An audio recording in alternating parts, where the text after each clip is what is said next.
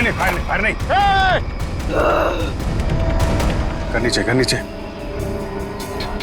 कौन हो तुम? क्या कर रही थी उस घर के अंदर? हसिया नीचे फेंको। टीना को तुमने मारा था ना? आकाश है? धीरे बोलो, वो सुन लेगी। वो तुम्हारे पीछे खड़ी है।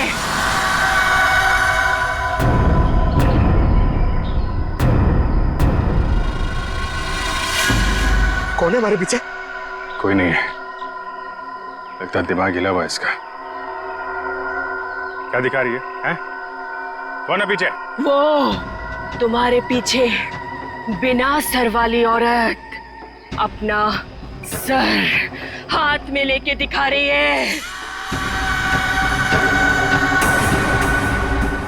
सर, ये उस सिरकटी औरत की बात कर रही सर, वो वत्सला जैसी बातें कर रही है। हमारे पीछे कोई नहीं है। किसकी बात कर रही हो तुम? ऐसे नीचे करो, नीचे रखो। मैं मार दूंगी उसे, मैं मार दूंगी उसे, मैं मार दूंगी।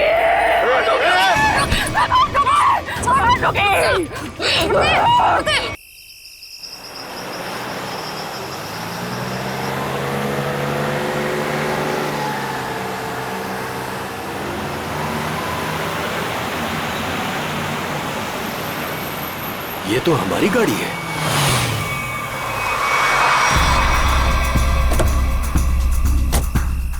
ये तो टीना और आकाश की गाड़ी है। Oh my God! आकाश, टीना, बच्चे नहीं है। मैं एक बार फिर से फोन करता हूँ। गाड़ी यहीं पर है तो दोनों बच्चे भी यहीं पर होने चाहिए।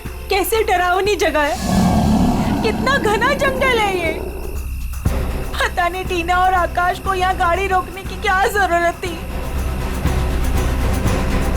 दोनों में से किसी का भी फोन नहीं लग रहा है। लूटपाट का मामला तो नहीं लगता है भाई साहब। बच्चों को सारा सामान गाड़ी में ही है। ऐसे बीच सड़क पे बच्चे गाड़ी छोड़ के गए कहाँ? समझ में नहीं आ रहा मेरे दोनों बच्चे कहाँ चले गए, क्या हो गया उनको। मीरा कुछ नहीं होगा हमारे बच्चों को। शांति रखो, घबराओ मत। आओ यहीं कहीं आसपास देखते हैं। आकाश, टीना, आकाश, मेरी आवाज सुनाई दे रही है? आकाश, टीना, पता नहीं इस घने जंगल में बच्चे कहाँ चले गए। मीरा, गाड़ी यहाँ पर है तो बच्चे भी यहीं पर होने चाहिए।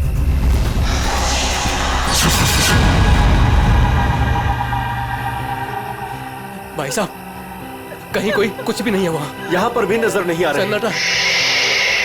चुप हो जाओ।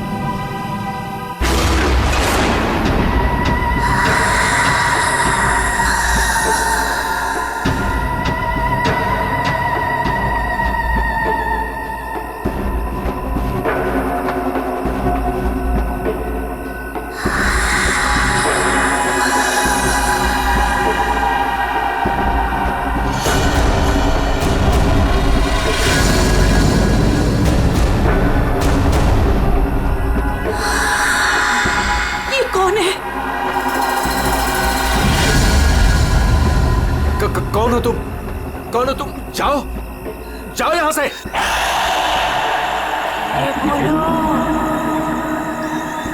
आवाज बिल्कुल नहीं,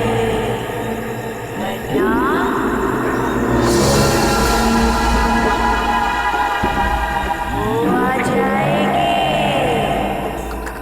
कौन आ जाएगी? कौन आ जाएगी? वही आएगी जो अपना सर हाथ में लेकर घूमती है।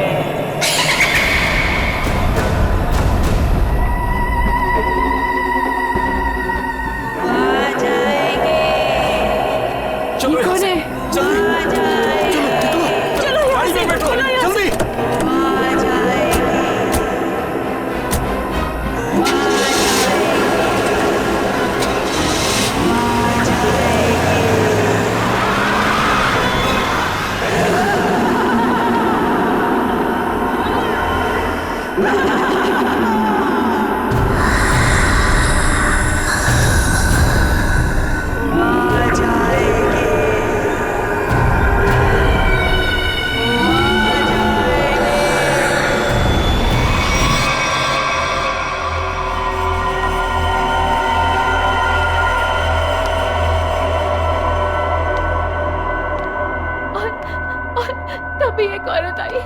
उसका सर नहीं था। वो मुझे मारने आई थी। उसका कटा सर उसके हाथ में ही था। वो मुझे मार डालेगी। बचा लो मुझे, वो मुझे मार डालेगी। ये क्या हो गया मेरी वत्सला को? कैसे बर्ताव कर रही है? अब क्या करूं मैं?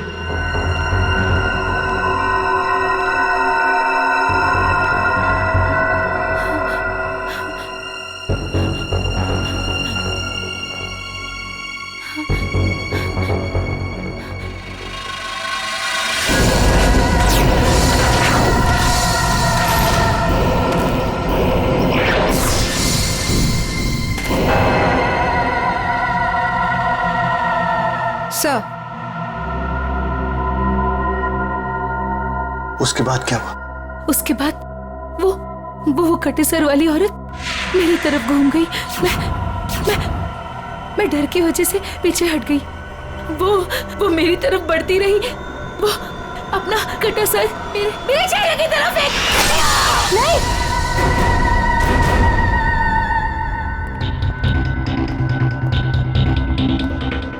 डॉक्टर साहब, क्या हुआ है मेरी वाइफ को?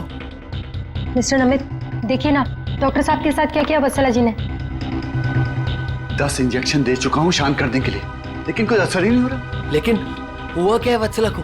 इनका दिमाग एक सरकटी औरत के बारे में सोच रहा है।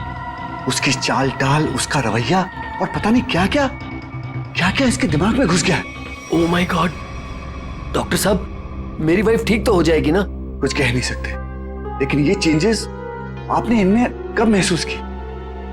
कल रात वत्सला की गाड़ी दहलिया रोड पे खराब हो गई थी।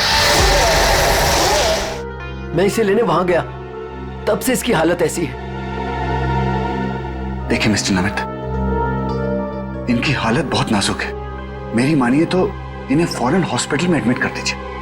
सर, मुझे तो लगता है कि वत्सला जी के साथ जो कुछ भी हुआ है ना, दहलिया रोड पे ही हुआ है। श्रवण, हमने कहीं वहां से आकर कुछ गलती तो नहीं की ना? अब हमारे बच्चे कैसे मिलेंगे? मुझे तो लगता है उस खूनी औरत ने कुछ कर दिया है टीना और आकाश को। भाई साहब, मुझे लगता है कंप्लेंट लिखवा देनी चाहिए। पता नहीं बच्चे किस हाल में होंगे। उमेश, मैं तो कहता हूँ हमें सीआईडी को फोन करना चाहिए। मैं करता हूँ भाई साहब।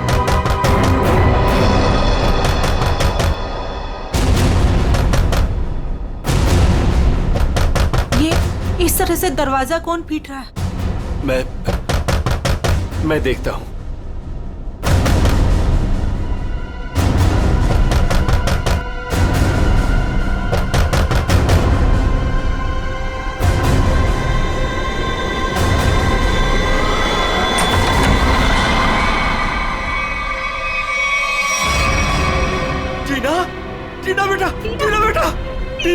टीना बेटा, ये क्या हो गया? क्या हो गया? ये किसने किया? टीना! भाई साहब, इसकी हालत तो बहुत खराब है। इसे हॉस्पिटल ले जाना होगा। मैं गाड़ी निकालता हूँ भाई साहब। टीना बेटा कुछ तो बोलो। आकाश कहाँ है? आकाश भैया को बचा लो। बचा लो मतलब? क्या हुआ है आकाश को? टीना बेटा!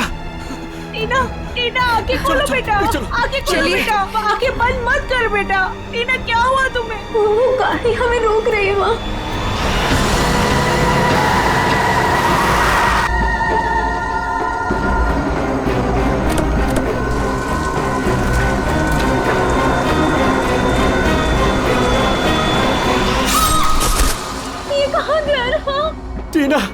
टीना बेटा, आंखें खोलो बेटा। टीना, तुम हमें छोड़ के नहीं जा सकते।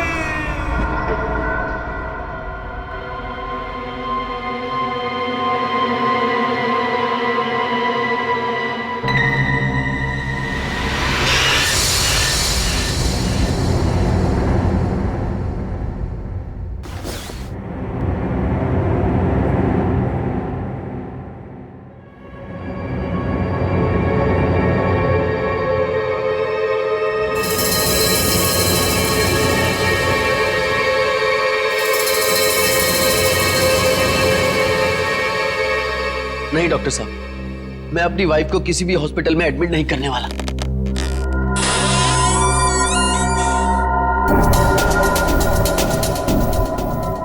आप आपसे पहले भी 4 और डॉक्टरों ने मुझे यही एडवाइस दिया। अब मेरी वत्सला का इलाज मेरे घर पर ही कीजिए ना डॉक्टर साहब।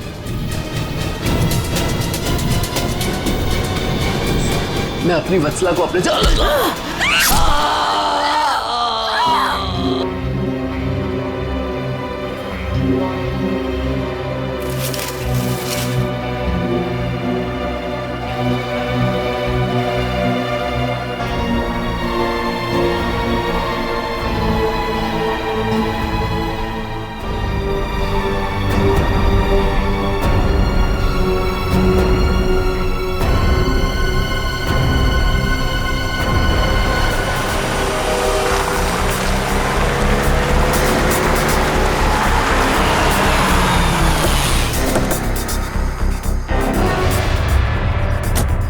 आइए इस तरफ, यहाँ पर आइए।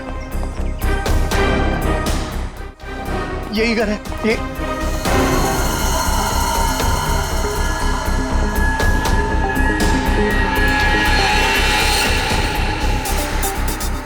तो यहाँ पे जबरदस्त हाथापाई और तोड़फोड़ हुई है।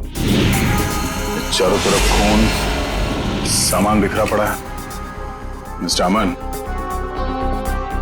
आपको कल रात ही हमें खबर कर देनी चाहिए थी। लेकिन सर, नमित के शरीर पर इतना खून देखा कि मैं डर गया ना। हाँ सर। ये जिस किसी भी हथियार से विक्टिम पर हमला किया गया है, वो हथियार काफी तेज धार वाला होगा। सालुंके साहब, आपको कैसे पता चला? ये देखो, ये छोटी छोटी बूंदें देख रहे हो खून की, ये एक धार में सीधी। सर लगता है किसी चाकू या छोटे खंजर का इस्तेमाल किया गया है। पता नहीं जिसको भी इसने मारा है वो जिंदा है या नहीं। और ये खून से सने हुए पांव के निशान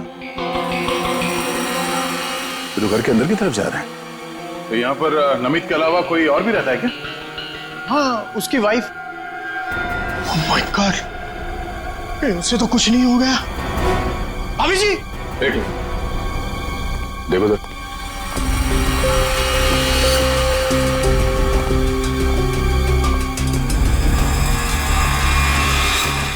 सर, ये पैरों के निशान तो आगे आगे धुंधले होते जा रहे।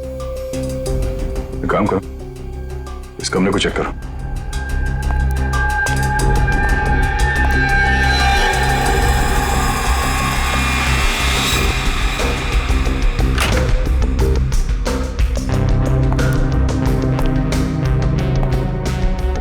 बेड पर तो कोई खून नहीं।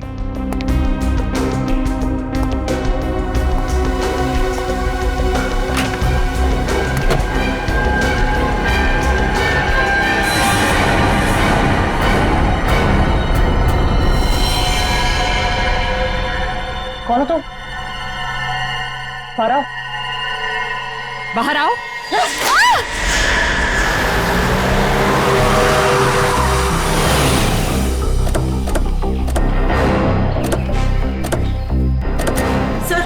सर यही है मेरी टीना और आकाश की गाड़ी। यहीं पर मेरे बच्चों पे वो मुसीबत आई थी।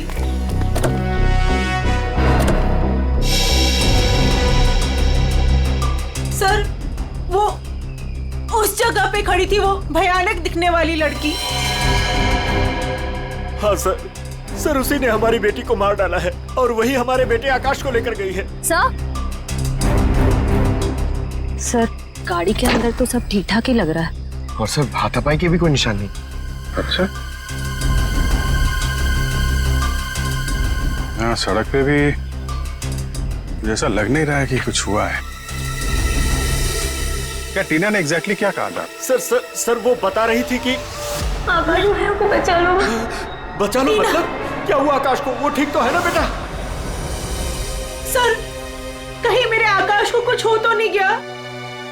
सर उसके हाथ में कल रात को हंसिया था। हंसिया? सर हो सकता है कि शायद आकाश अभी भी उस औरत के कब्जे में हो और टीना किसी भी तरीके से वहां से भाग गई हो सकता है वो जो कोई भी लड़की है शायद आकाश को जंगल में ही ले गई होगी। हाँ सर, हो सकता है आकाश अभी तक जंगल में ही हो। चल के देख लेते हैं। सर हम भी चलते हैं आपके साथ। नहीं, आप लोग यहीं रुकिए, जंगल थोड़ा खतरनाक है। एक्चुअली आप लोग घर जाइए, कुछ भी पता चलता आपको फोन कर देंगे। ओके ठीक है सर।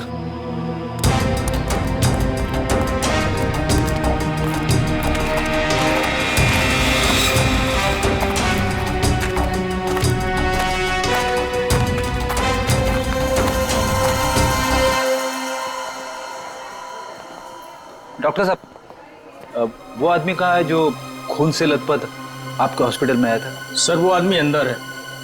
तो अब होश में है या अभी भी बेहोश है? नहीं, अभी होश तो आ गया है उसे, मगर थोड़ी बहकी बहकी बातें कर रहा है।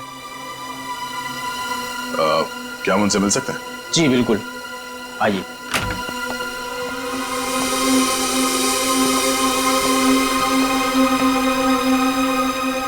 अमित,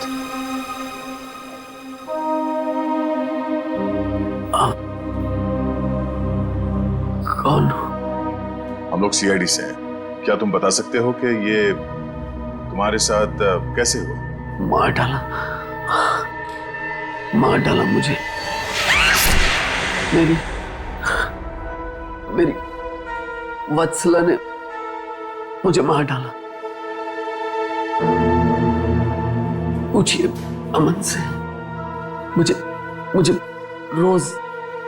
रोज पीटती थी, पर मैंने कभी भी उससे से उसे नहीं घूरा। हाँ सर, मैं हमेशा इस बेचारे की दर्द भरी आवाज सुनता था। मैं समझ जाता था कि भाभी जी का बेलन इसके सर पर बज रहा है। अमित, हम तुम्हारे पत्नी से मिल चुके हैं। कुछ न कुछ तो गड़बड़ हुआ है उसके साथ, लेकिन अचानक वह ऐसा बर्ताव क्यों करने लगी? भगवान, पता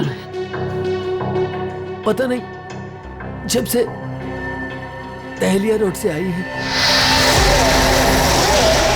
किसी सरकटी औरत के बारे में बात करती है और किसी पर भी टूट पड़ती है, जैसे जान ले लेगी वो किसी की भी।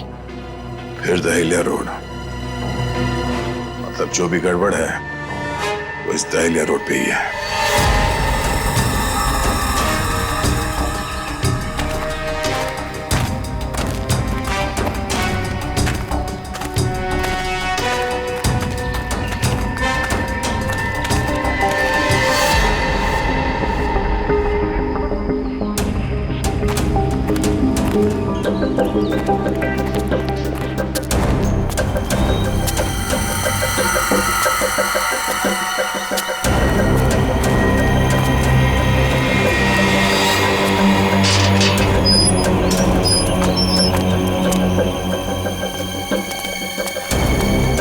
ये तो बिल्कुल हॉरर फिल्म की तरह बंगला है, जंगल के बीच में इतना सुनसान। लगता है ये टीना और आकाश इसी घर में आए होंगे।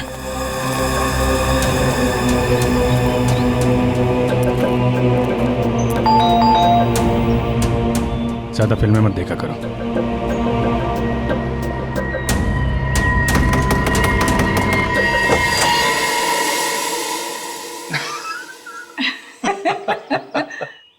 बहुत अच्छा लगा। इतने सुनसान जंगल में भी कोई हमें मिलने आया। एनीवेज, मेरा नाम डीके है और ये मेरी धर्म पत्नी रागिनी। अरे आइए ना आप लोग, अंदर आइए, बाहर क्यों खड़े हैं? प्लीज आइए आइए आइए। सर ये लोग तो बहुत अजीब हैं। ये तो हम लोग से ऐसे बात कर रहे जैसे हम लोग इनके रिश्तेदार हैं। काफी अच्छा घर है। Thank you.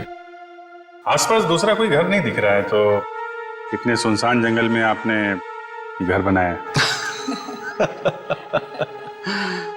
बनाया नहीं है सर, खरीदा है। वो क्या है ना कि हम दोनों पति पत्नी एक कलाकार हैं और अपनी सोच के आकार को पूरा करने के लिए हमें शांति और एकांत की सख्त जरूरत रहती है। जी हाँ सर, यही हमारा घर भी है और हमारी दुनिया भी है। और हाँ, आपको एक बात और बताना चाहूंगा। हम लोग रहते जरूर इस सुनसान इलाके में हैं, लेकिन कला के क्षेत्र में हमारा बहुत बड़ा नाम है। अच्छा। कब खरीदा आपने ये घर? बहुत साल पहले खरीदा था। अब तो ध्यान भी नहीं है हमें कि कब खरीदा था हमने। हाँ, ये तो याद होगा कि कल यहाँ पे कौन आया था। हाँ सर, बिल्कुल। लेकिन कल तो यहाँ कोई नहीं आया था सर। ये फोटोज देखिए, ध्यान दीजिए और सोच के बताइए, क्या इन दोनों में से कोई भी कल यहाँ आया था? नहीं मैडम, इनको हमने पहले कभी नहीं देखा।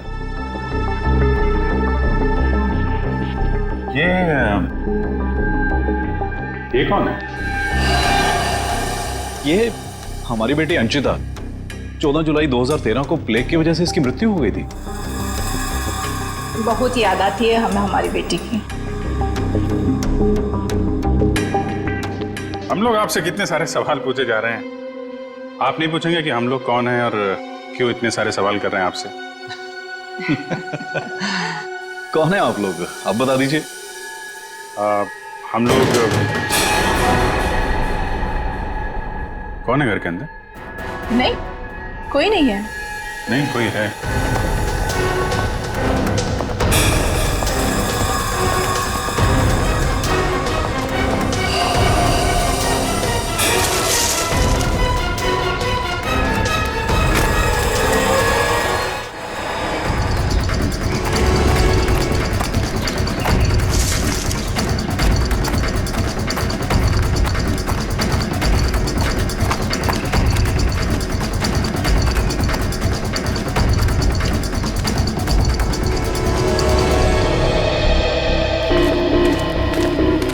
आया तो इस तरफ ही था। कहीं हमें देखकर छुप तो नहीं गया? हो सकता है आकाश भी उसी के साथ ही होगा शायद। देखते हैं।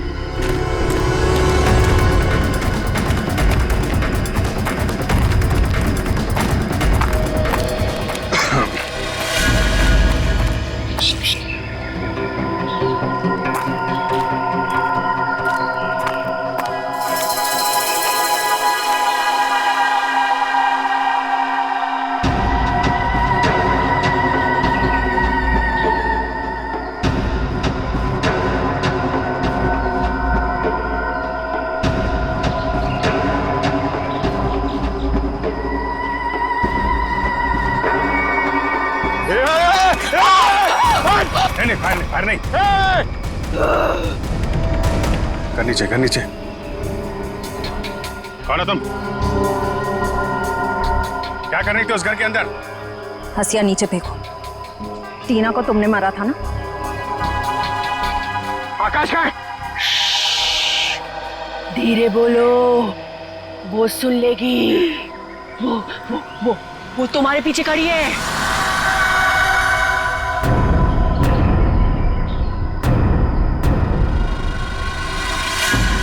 कौन है हमारे पीछे? कोई नहीं है, लगता दिमाग हिला हुआ इसका। क्या दिखा रही है, हैं? कौन है पीछे?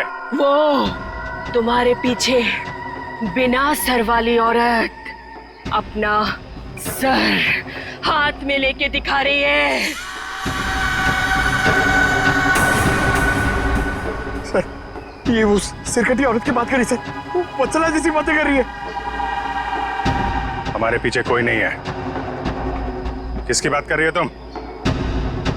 ऐसे नीचे करो, नीचे रखो। मैं मार दूंगी उसे, मैं मार दूंगी उसे, मैं मार दूंगी।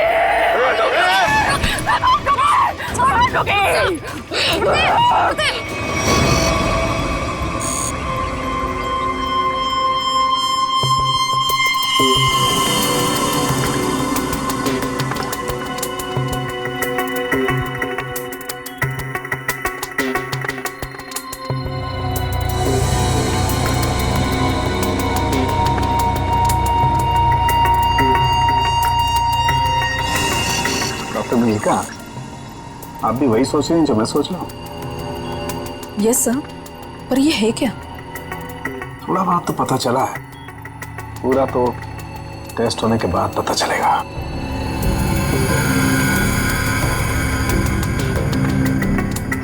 सर, मुझे लगता है कि आप ये कलर एरिया देख रहे हैं, ये ब्रेन टेल की नर्व्स की तरफ आ रहा है। इन दोनों औरतों के दिमाग के साथ छेड़छाड़ी की गई है।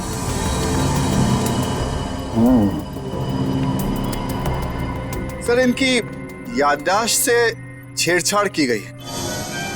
इनको कोई नेचुरल रोग या दिमागी बीमारी नहीं, इनकी तो मेमोरी ही बदल दी गई है। मतलब ये कि आर्टिफिशियल मेमोरी भर दी गई है इनके दिमाग में। Yes sir. क्या आर्टिफिशियल मेमोरी भर दी गई है? हाँ विजय, मतलब ये दोनों औरतें जो देख रही थी या बोल रही थी, इनके दिमाग का वहम नहीं था? बिल्कुल नहीं था। दरअसल क्या होता है कि इंसान के बचपन से लेकर के उसके बड़े होने तक उसकी जिंदगी की तमाम यादें उसके दिमाग में एक डिस्क की तरह से जमा हो जाती है, कुछ इस तरह से। और फिर कोई एक दिन गर्दन के पीछे ऐसा इंजेक्शन लगा देता है, ये देखिए, यहां दिख रहा है, जिससे ब्रेन में कंपार्टमेंट्स बन जाते हैं और जिंदगी की सारी याद ब्लॉक हो जाती है।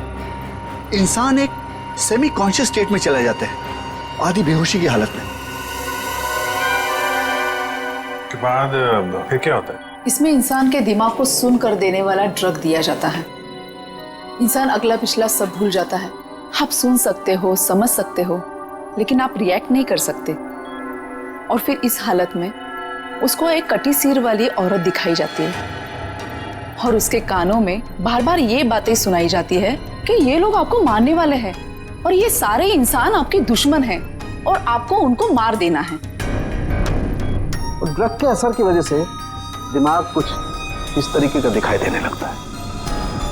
हर याद को दबाकर, सप्रेस करके उसे सिर्फ उतना ही हिस्सा याद करने के लिए दिया जाता है जितना कि बेहोशी की हालत में उसे सुनाया या दिखाया गया था। सर, यानी कि इन दोनों औरतों ने सच में एक सरकटी औरत को देखा और होश में आने के बाद दोनों को सिर्फ उतना ही याद? बिल्कुल। तो ना सोचो, दो लड़कियां जो एक दूसरे को जानती नहीं, पहचानती नहीं, वो एक ही समय पर एक ही जैसी बात कैसे सोच सकती हैं? मतलब इनकी मेमोरीज को बदल दिया गया है। ड्रग्स कौन सा इस्तेमाल किया गया इनके ऊपर? डोडियन और हेपिस जैसे न्यूरॉन अफेक्टिंग ड्रग्स। ये ऐसी दवाइयाँ जो ब्रेन की मेमोरी लोकेशंस को नष्ट कर देती है। आपको ये भी याद नहीं रहेगा कि आप हैं कौन, और आपको उतना ही याद रहेगा जितना आपको बताया जाएगा। हमारे टेस्ट में भी काफी ऐसे ड्रग्स मिले हैं जो याददाश्त मिटाने के लिए काफी हैं। और हाँ, इन्हें हल्के इलेक्ट्रिक शॉक्स भी दिए गए। मुझे नहीं लगता ये लड़कियां कभी भी ठीक हो सकती, क्योंकि इस बीमारी का अभी तक कोई एंटीडोट इजाद नहीं हुआ है और हिप्नोसिस में महीनों लग जाएंगे। और फिर भी इस बात की गारंटी नहीं है कि इनकी खोई हुई मेमोरी इन्हें वापस मिल सकती है। अरे सर, ये सब सुन के मेरा सर फटने लग रहा है। सर, आप मेरा ब्रेन मैपिंग कर लीजिए। डहलिया रोड के बंगले के मालिक डीके, रागनी और सड़क पे खड़ी उस लड़की का राज तो अब डहलिया रोड पे जाके ही पता चलेगा। तो थोड़ा घूम आते हैं डहलिया रोड।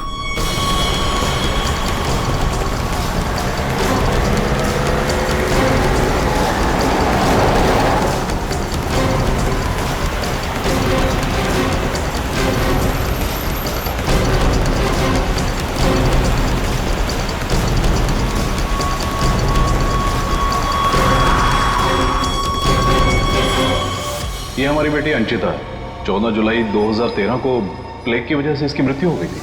ये तो वही लड़की है, डीके और रागिनी की मरी हुई बेटी। मेरी मदद कीजिए प्लीज। कैसी मदद?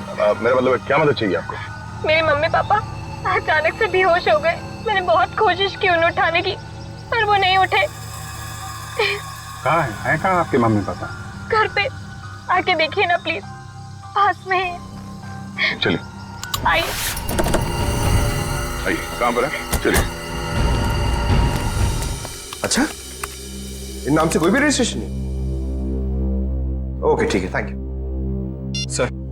सारे पेंटर्स एसोसिएशन में फोन कर लिया सर, मगर डीके और रागिनी के नाम से कोई भी रजिस्ट्रेशन नहीं। सब कुछ झूठ बोला उसने। मुझे तो लगता है कि उसने अपना नाम भी गलत बताया है। जयवंती, कुछ पता चला?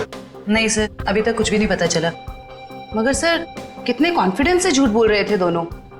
लगता है सर अब एक ही रास्ता बचा है, उन्हीं से सच उगलवाना पड़ेगा। नहीं जयवंती, पहले उसकी सारी डिटेल्स निकालते हैं, फिर उठाते हैं उसे।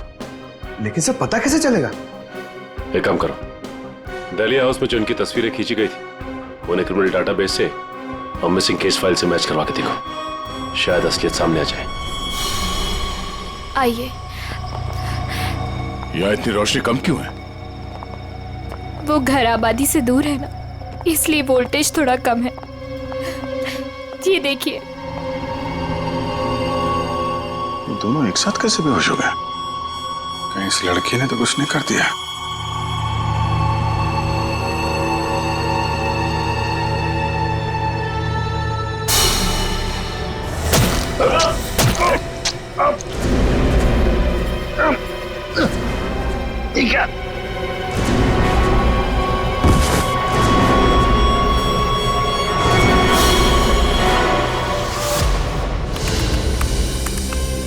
सर, दोनों फोन्स के सिग्नल नहीं मिल रहे हैं। सर कुछ सेकंड्स पहले तक अभिजीत सर और दया सर का फोन दहलिया रोड पे बता रहा था, लेकिन अभी लोकेशन नहीं दिख रही है। इसका मतलब अभिजीत सर और दया सर को वो रास्ता रोकने वाली लड़की मिल गई।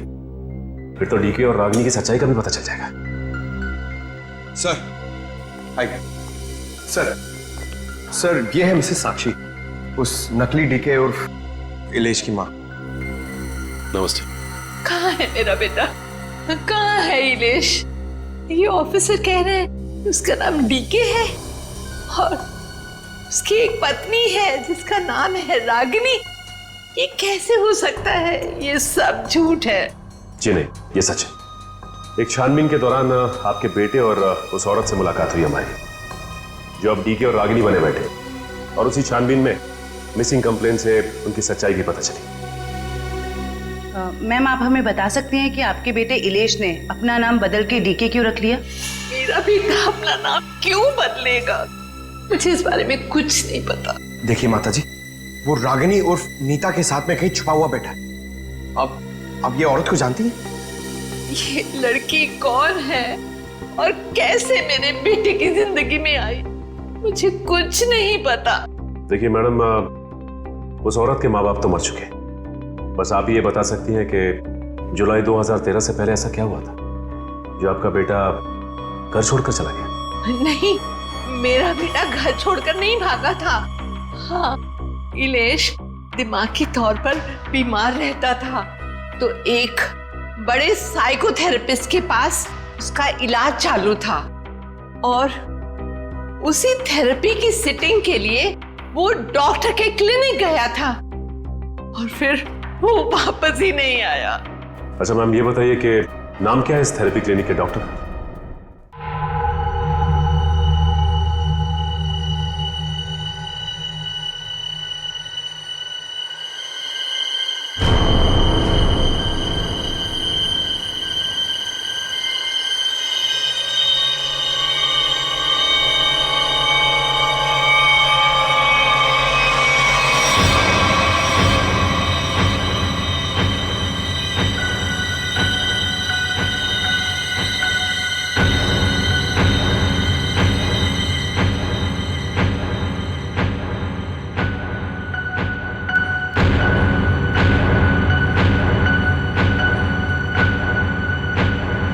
मारो, बचा लो खुद को, मार डालो।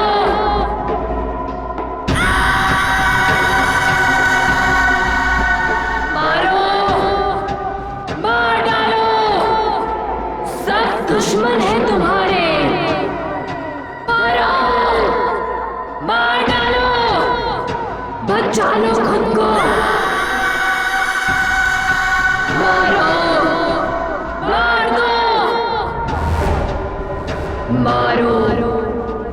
मार दो,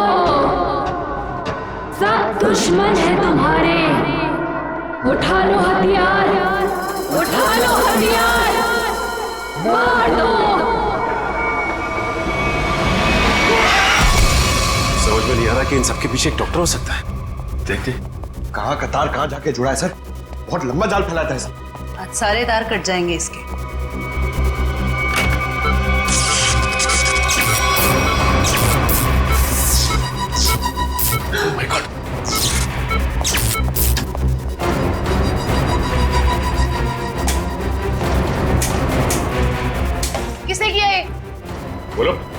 कुछ नहीं किया।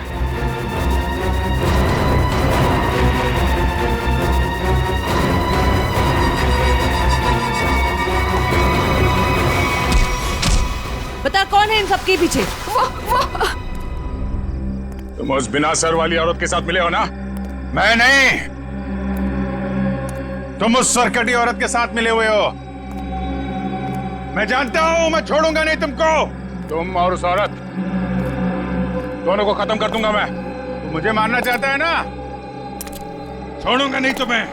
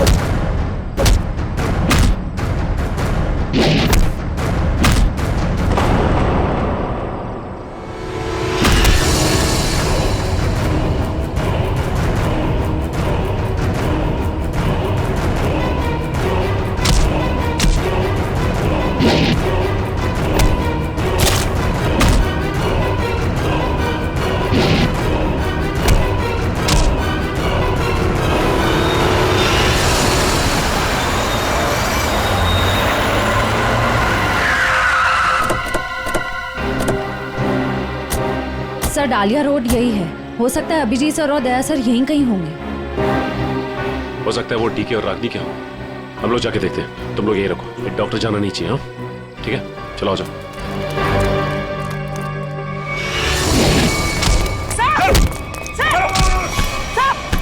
अभिजीत सर, क्या कर रहे हो आप लोग? क्या कर रहे हो आप लोग? संभालो। अभिजीत सर, क्या कर रहे हो? Please, please. नहीं सर। चल जल्दी, चल। एंटीडोट दे जल्दी। संभालो।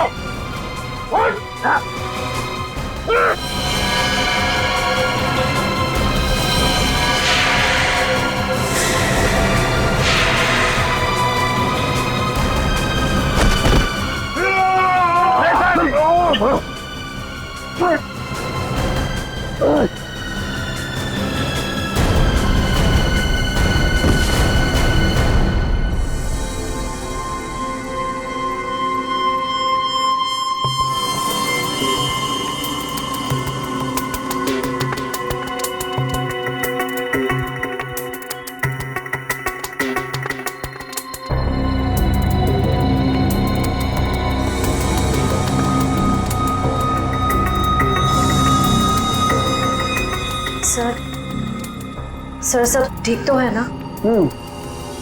एंटीडोट ने असर शुरू कर दिया। थोड़ी देर में होश आ जाएगा दोनों को।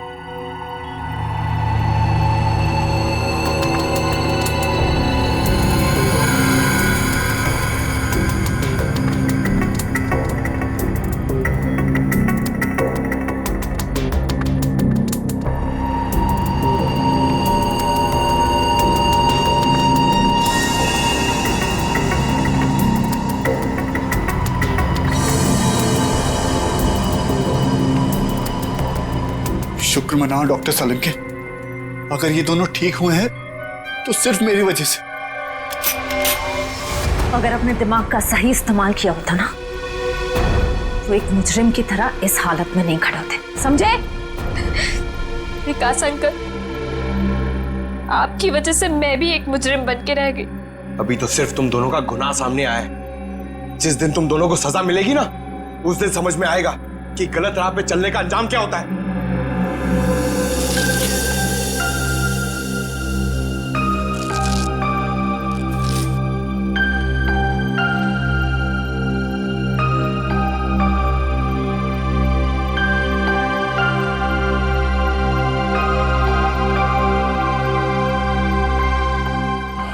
दहलिया रोड वाले बंगले पे? नहीं यार, न्यूरो सेंटर में है भाई।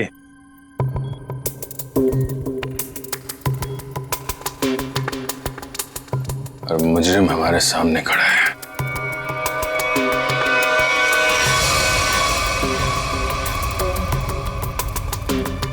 अच्छा एक बात बताओ, तुम्हें अभी वो कटे हुए सिर वाली औरत और वो भयानक आवाज से तुम ही सुने थे? सर वो तो उस वत्सला के दिमाग में था, और वो जंगल वाली लड़की के दिमाग में भी वो जो हंसिया लेके घूम रहे थे।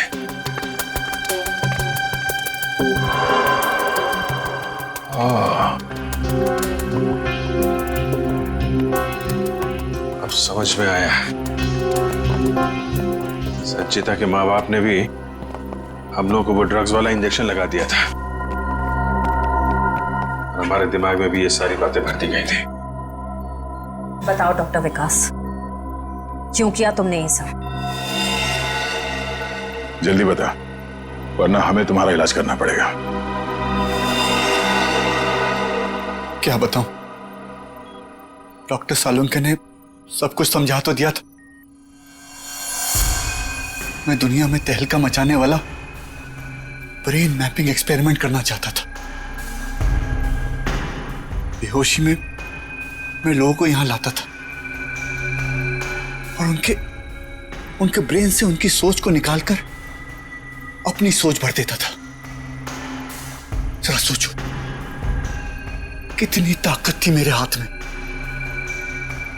जब वो लोग जागते थे तो उन्हें वही दिखता था, और उनके दिमाग में वही ब्रेन की मेमोरी थी जो मैंने डाली थी। उनका ब्रेन वही करता था जो मैं कहता था। मतलब कि मैं उनके ब्रेन से सब कुछ करा सकता था। और तुम दोनों ने भी तो वही किया ना? और ये अंशिता, इसने भी गुनाह में तुम्हारा साथ दिया था। मैं इनकी भतीजी हूँ, इन्होंने ही मुझे पाला पोसा। डीके और रागिनी मेरे माँ बाप नहीं है। वो घर, डीके, रागिनी, मैं, ये सारा विकास अंकल का बिछाया हुआ एक जाल था। और आकाश, उसके साथ क्या किया तुम लोगों ने?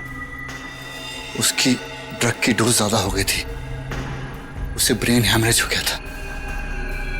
उसकी मौत का मुझे बहुत अफसोस है। तुम्हारे जैसा जीनियस डॉक्टर लोगों के दिमाग का गलत इस्तेमाल करने के चक्कर में गुनहगार बन गया।